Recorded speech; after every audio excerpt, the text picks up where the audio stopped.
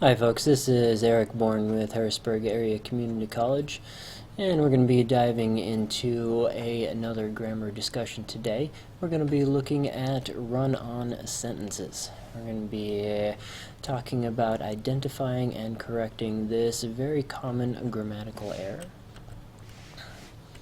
To really dive into the subject of run-on sentences, though, there are a few grammatical concepts that we need to be on the same page with. Some common terminology for talking about what happens inside of sentences. And first thought here is that sentences are made out of one or more clauses. I want you to be thinking about sentences having some basic elements that we pull together and use to construct them. Now, a clause can be a scary word. I'm sorry to throw some grammar terminology at you. Technically, this is a group of words containing a subject and a verb. To be honest, I'm happy if for the purpose of my class you think of it just as a group of words. We do need to talk about two different kinds of clauses, however. The first kind of clause we're going to talk about is an independent clause. This is a group of words containing all three of our elements of the basic sentence. It's independent because this kind of clause can be its own sentence. It doesn't need another clause in order to complete it. The sentence might have more than this independent clause, but the clause by itself could stand on its own. The other kind of clause is a dependent clause. It has a subject and a verb, but it's not complete on its own right. It doesn't finish its thought due to one or more reasons. Now, dependent clauses aren't necessarily a problem. They can be part of a larger sentence. However, errors come up when we try to have the dependent clause on its own. It's dependent on something else in order to be complete. So, using this terminology, independent clauses, dependent clauses, let's note the variety of sentences out there we have. Let's start with our basic sentences. Our basic sentence, where we started our grammar discussion this semester, has exactly one independent clause. That's it. It's the minimal sort of sentence. That's the least you can get away with. That's why we call it basic. And here's a simple example. I enjoy watching the Winter Olympics. Alright. Nice straightforward sentence. Our subject is that first word I. What am I doing? I enjoy. What am I enjoying? Well, watching the Winter Olympics. As a subject and a verb, it completes its thought by telling you what it is I enjoy. Another sentence type that we can consider is the complex sentence. The complex sentence has an independent clause and a dependent clause. The order doesn't particularly matter. It just context, whatever sounds good to you, the way the ideas fit. Let's create a complex sentence by adding a dependent clause to our last example sentence. I enjoy watching the Winter Olympics. Independent clause. Let's continue. Because I love to watch curling. Now that clause we added, because I love to watch curling, couldn't have been a sentence on its own. It's got a subject and a verb, I love, but that word because indicates that this is meant to be connected to a more complete idea. We have an independent clause, a dependent clause coexisting in this sentence just fine. The third type of sentence, and the one that's most pertinent to our discussion of run-on sentences, is what we call a compound sentence. This is a sentence which has two independent clauses. Let's see that in action again, building on our original example. I enjoy watching the Winter Olympics, but I can't stay up until 3 o'clock a.m. Realistic complaint here. I want to watch my hockey, and they want me to stay up until 3:30 in the morning to watch this live? This is ridiculous. I'm sorry. I digress. Looking at the grammar.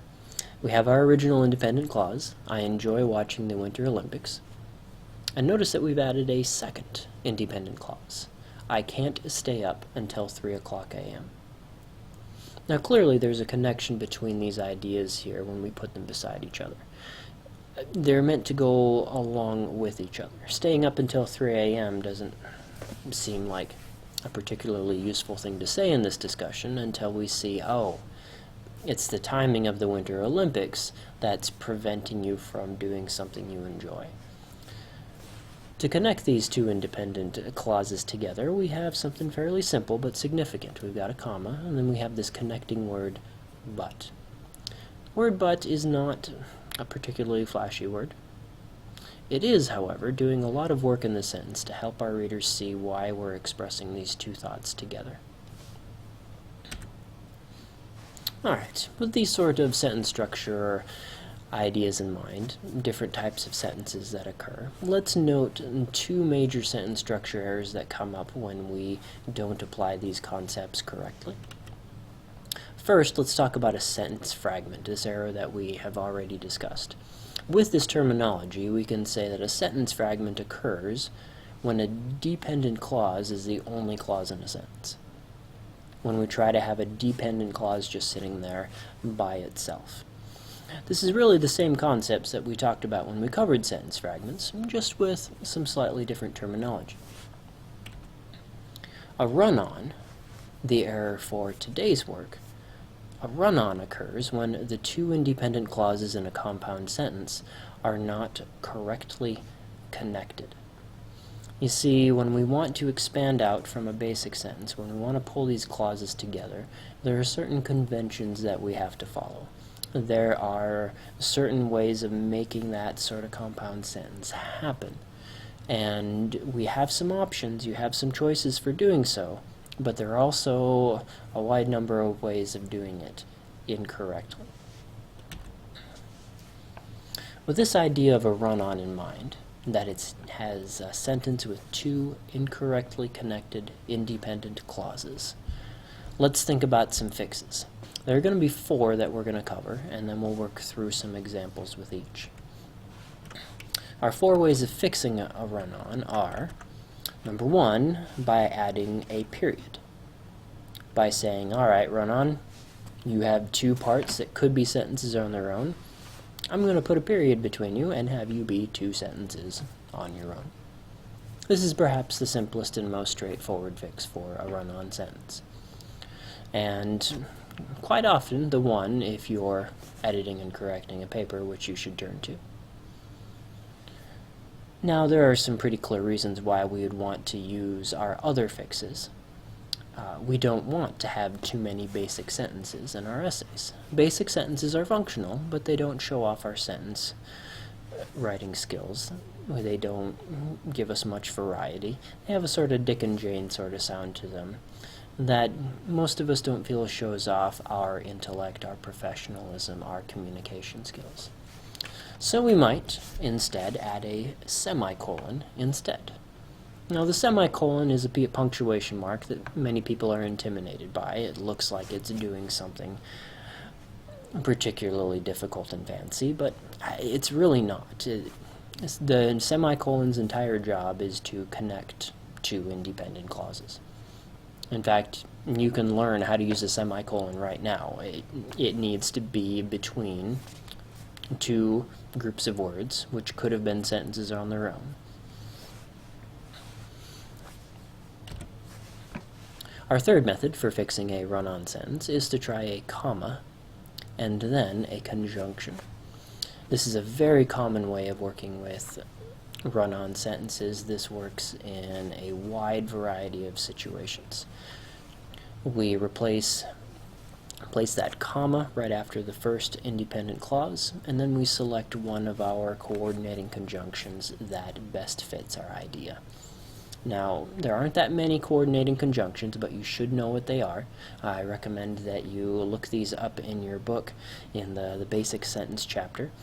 The acronym FANBOYS can help you remember them. FANBOYS, for, and, nor, but, or, yet, and so.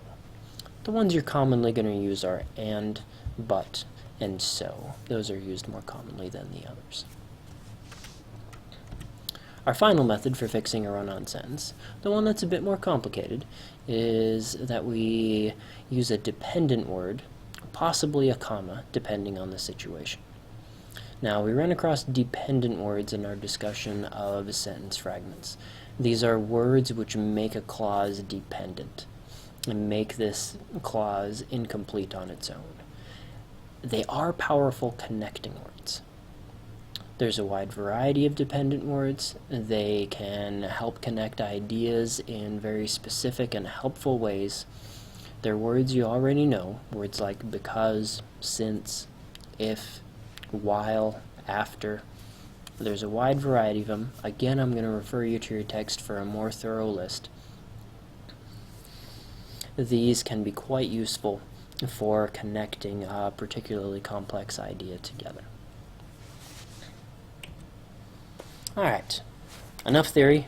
Let's look at some sentences. We're going to go through each of these connection methods in order. Let's take a peek at a run-on sentence. Curling is an exciting sport. It involves teams sliding heavy rocks on ice. If you can't tell, I'm excited about watching curling in the Winter Olympics. You don't get any other time of the year, in America at least, to enjoy watching this exciting sport. Well, maybe exciting is relative to the audience, but you know what? This is my example sentence. I'm going to say what I like.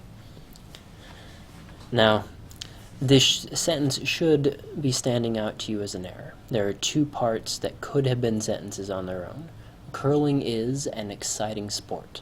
That's an independent clause. Curling is our subject, this activity. It is, there's our verb. What is it? An exciting sport.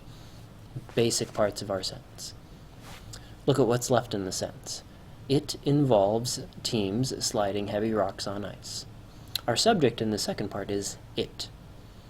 That may not strike you as a particularly exciting subject. It's a pronoun. It's referring back to something we already said, but pronouns do that anytime we use a pronoun, and pronouns are perfectly acceptable for subjects.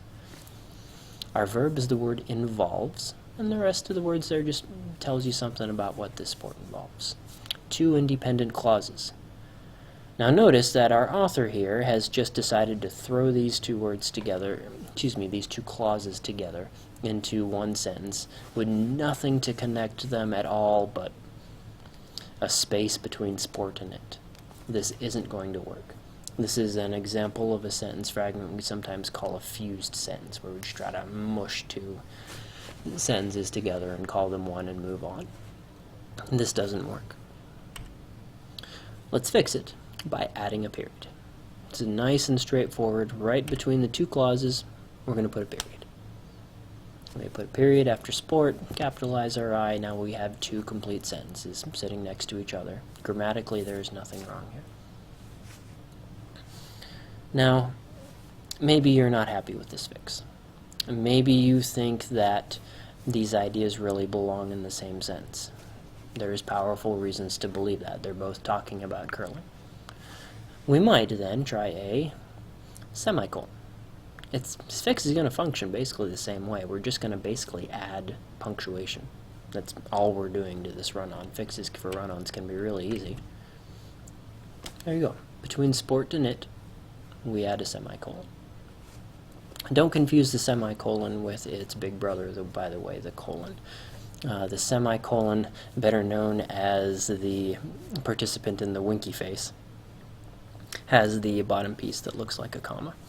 And that's because it sort of acts like a comma and a period working together.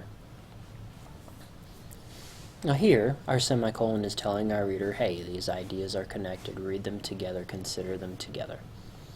When the connection between the two ideas is that clear, the semicolon works well. Recall, however, that we're not adding any words to this sentence. We're not indicating how the ideas are connected. If you need to help your reader understand the connection, you really should be thinking about your other fixes. Fixes which involve adding connecting words to the sentences.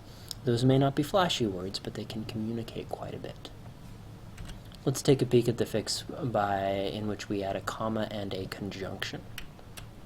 Now here, in between our two independent clauses, we're going to add a comma, and then we're going to add a connecting word. Now, the connecting word that I think works best in this situation is the word for. Curling is an exciting sport, for it involves teams sliding heavy rocks on the ice. Now, what the for here is telling us is indicating there's a reason here. Why is it exciting? Well, hey, we've got heavy rocks sliding everywhere.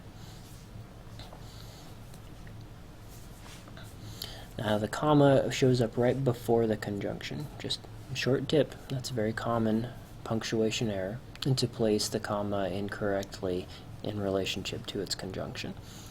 I teach you to think of this as comma and a conjunction so that the order of these two elements is in your mind right from the start. Comma and then a conjunction. One more possible fix. Let's think about adding a dependent word. I'm going to grab a very common dependent word to help us connect to these two sentences. We're going to use the word because.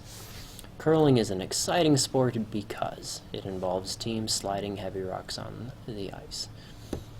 This should look fairly similar to our last sentence because we have a different kind of word here. Our dependent words operate differently in sentences than our conjunctions. You'll need to get used to the difference. The way this is punctuated is a little bit differently. There is no comma happening right beside the word because. We will dwell a bit further on the punctuation here when we get to commas a little bit later in the semester, but there is a pattern that I'd like you to see. Notice that our because is making the second clause dependent. When your dependent clause is the second thing in the sentence, we don't need to separate it off with a comma. It's only when our dependent clause is the first clause in the sentence, before our independent one, where we separate it with a comma.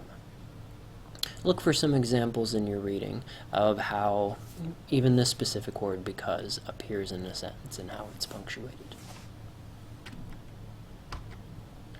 Alright folks, I think that's enough discussion of run-on sentences for one day. Try your hand at correcting the sentences on the backside of your worksheet. I direct you in each case to using a different way of connecting the sentences together. For some more work, there's some excellent exercises in your reading, and your reading definitely goes through each of these fixes that I do here. So if you need a little bit more information, a little bit more help with the punctuation, with the kinds of words that we're using, your textbook is an excellent reference. But let's call it a day. Have a good afternoon.